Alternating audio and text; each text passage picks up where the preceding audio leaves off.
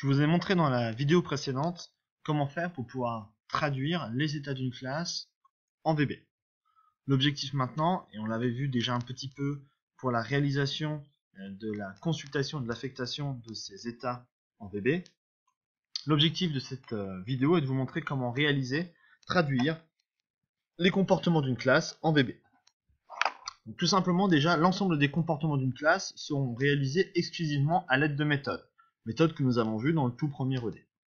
Ces méthodes, qui peuvent être soit des procédures et des fonctions, peuvent être appelées de l'extérieur. Alors l'extérieur, ça peut être soit l'utilisateur, soit d'autres objets, afin de pouvoir consommer les services, les comportements, les méthodes mises à disposition par la classe, et donc par l'ensemble des instances que nous allons créer à partir de cette dernière. De ce fait, puisque l'objectif et l'essence même des méthodes, c'est de pouvoir être utilisées depuis l'extérieur, elles vont être déclarées en public. Bien entendu, il est tout à fait possible de déclarer des méthodes qui doivent rester internes, et auquel cas, de la même façon que vous avez déclaré vos états internes à l'aide de private, vous allez pouvoir mettre vos méthodes également private. Mais ça sera vraiment dans des cas très très particuliers. Vous ne souhaitez pas qu'une méthode soit visible de l'extérieur. Donc nous verrons ça tout à l'heure. Et plus particulièrement, nous l'avons déjà finalement vu, à l'aide de l'explication de comment faire l'affectation et la consultation de nos états. Il existe une méthode qui est un peu particulière, puisqu'elle va être commune à toutes les classes, et que même si vous ne la mettez pas de façon explicite, elle existe tout de même de façon implicite. C'est le constructeur, c'est l'instruction, et la méthode new. Cette méthode permet d'instancier un objet à partir de la classe que vous êtes en train de définir en VB. Toutes les classes ont un constructeur. Toutes les classes ont cette méthode new. Si une classe n'a pas de new, ça veut dire que tout simplement on sera incapable de créer des objets à partir de ces classes. Il est à noter, alors ça sera pour beaucoup plus tard, lorsque nous verrons les héritages, qu'il est possible d'avoir plusieurs définitions d'une même méthode, avec des signatures différentes, c'est ce qu'on appelle la surcharge.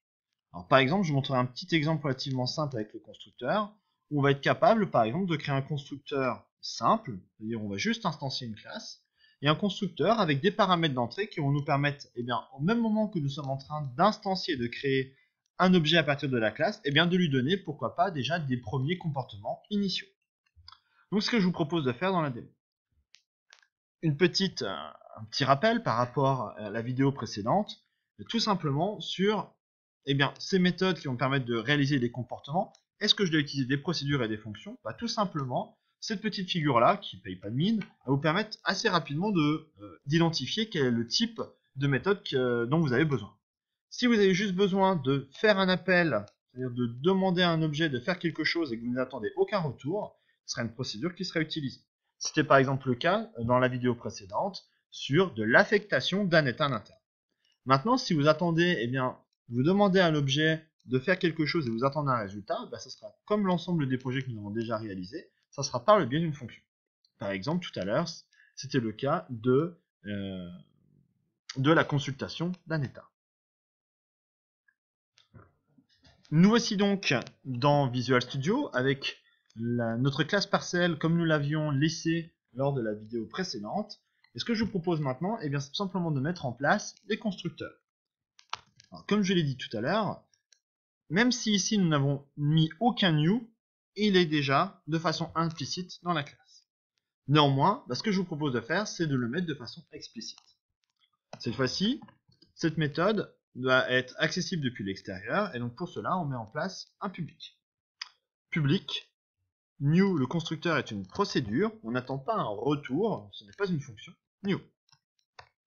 Pour l'instant, je crée un constructeur tout simple, ça veut dire sans argument.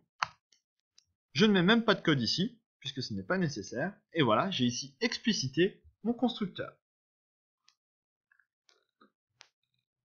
On est également, comme je vous le disais tout à l'heure, capable de définir une surcharge du new. Une surcharge, c'est quoi? C'est tout simplement une méthode qui aura exactement le même nom, mais des arguments différents. Par exemple, ce qui pourrait être intéressant ici, c'est dès la création de l'objet parcelle, de tout de suite lui donner un nom et la propriété si cette parcelle est clos de mur ou pas. Pour cela, on va encore définir une procédure qui s'appelle new, à la différence que cette fois-ci, cette procédure, ce constructeur aura des paramètres. Et ces paramètres, ça sera tout simplement, eh bien, ton nom, as string, virgule,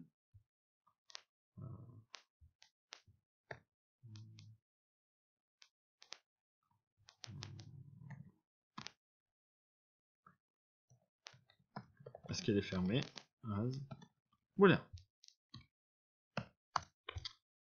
Et ici, bah, tout comme tout à l'heure, nous avions mis en place, dans la vidéo précédente, nous avions mis en place un certain nombre de tests, on pourrait très bien ici, à nouveau, faire ces tests avant d'accepter les paramètres donnés lors de l'instanciation, lors de la création d'un objet partiel particulier. Ici, je fais confiance, c'est un exemple, je fais confiance à ce qui est fait, et tout simplement, je vais prendre tel quel, donc nom, as ton nom, et clos, qui va prendre la valeur qu'on va lui donner dans la fermeture.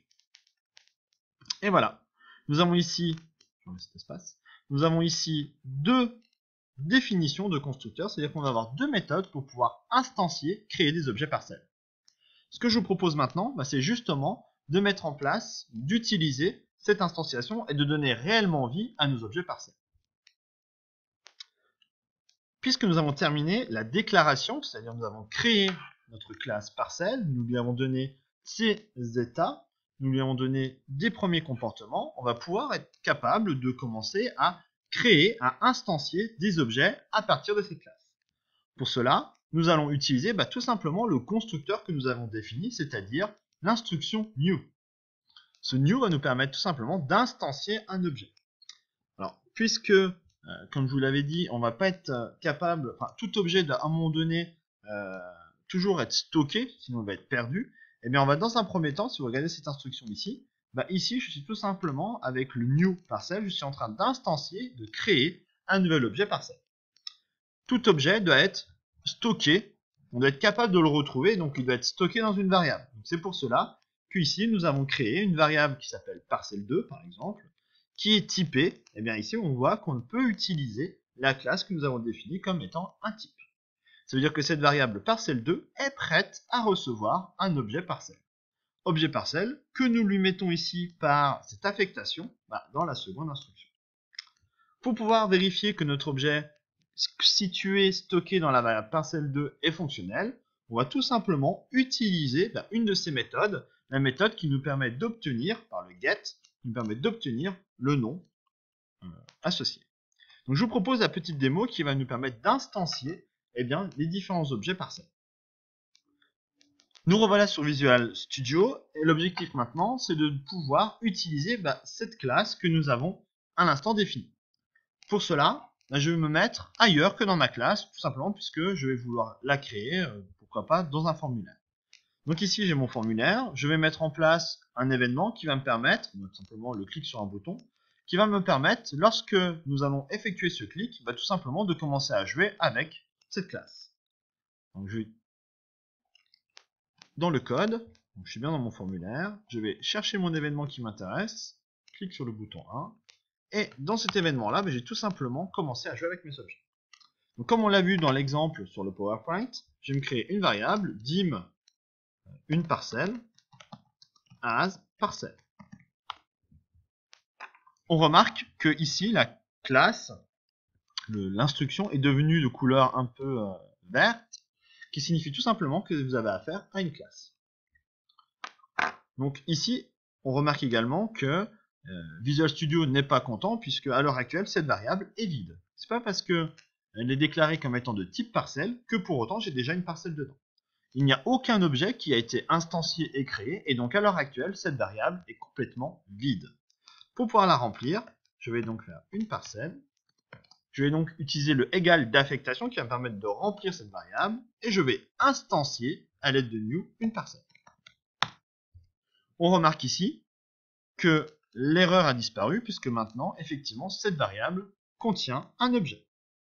Puisqu'elle contient un objet, je vais être capable d'utiliser ces différentes méthodes, les différents comportements que cette classe met, plutôt que cet objet met à notre disposition. Par exemple, une parcelle, point, et le point va me permettre d'accéder aux méthodes mises à disposition par l'objet exactement de la même façon que notre textbox nous mettait à disposition un certain nombre d'informations ou de traitements, peut-être parce que notre textbox était un objet, et on va être capable tout simplement, j'ai envie tout simplement d'obtenir, de modifier par exemple le nom. Donc cette nom, c'était la procédure qui nous permettait de modifier le nom, et donc ici, on attend une nouvelle valeur, et voilà. Ce qui s'est passé, c'est que lorsque nous allons passer sur cette instruction-là, nous allons demander à l'objet de changer la valeur de son état non. Pour vérifier que tout s'est bien passé, dans un pop-up, dans une message box, on va tout simplement demander à l'objet stocké dans la variable une parcelle, via la méthode getNom, tout simplement de nous donner son nom. On va compiler, nous allons lancer la compilation. Je vais donc déclencher l'événement qui, en théorie, doit se concrétiser par la création d'une variable, l'instanciation d'un objet parcelle qui va être stocké dans cette variable, la modification d'un état, et on va vérifier que cette modification d'état a bien été réalisée grâce ici à l'appel de la consultation get. Tout s'est bien passé. Voilà. Rien que par l'affichage de ce pop-up, on peut remarquer que tout s'est passé comme nous l'avions escompté. De la même façon, comme je vous l'avais expliqué, les points d'arrêt sont tout à fait utiles dans ce cas. Par exemple ici, je vais mettre un point d'arrêt ici, je vais relancer mon application, l'événement, j'arrive bien ici, et donc ici je peux laisser mon curseur sur la parcelle, on voit grâce à cet invite que c'est bien un objet de type parcelle, et j'ai accès, et c'est d'ailleurs la seule façon avec laquelle vous pourrez accéder à des états d'un objet, c'est en mode débugage. D'ailleurs on peut remarquer qu'il y a un petit cadenas ici sur les icônes, et donc je suis capable d'accéder à ces propriétés. On remarque ici que clos est faux, et que j'ai bien ici la bonne valeur à l'IT. On peut remarquer également que nous pouvons, par exemple, utiliser l'autre constructeur que nous avions effectué tout à l'heure. Par exemple, si vous vous rappelez, on avait défini et surchargé le new, donc ici on a deux façons de créer un new. Donc la première que nous venons juste d'utiliser est la suivante. Ici, ce constructeur attend deux valeurs, donc ici je vais mettre le nom, virgule, est-ce qu'elle est clos de mur ou pas, je vais dire oui. Et voilà. Ici, nous avons utilisé notre second constructeur en précisant ses paramètres. L'avantage, c'est que finalement, j'ai plus besoin de mettre en place un set, puisqu'il est finalement interne à mon constructeur. Et si je relance, on va retrouver exactement, je vais remettre mon point d'arrêt, on va retrouver exactement les éléments escomptés, c'est-à-dire, si je laisse ici mon curseur sur parcelle, mon propriétaire s'appelle bien Aliciadat, elle est bien close de mur. Je continue, j'ai bien le pop-up qui est affiché. Voilà, nous avons tout simplement commencé à jouer avec la création de ces objets et avec certaines de leurs méthodes. La suite va se focaliser tout simplement sur ce que signifie l'instanciation et la différence entre une instanciation comme nous l'avons fait et de l'affectation classique. Et nous verrons également par la suite comment faire pour pouvoir traduire les relations qui lient mes différentes classes et donc mes différents objets.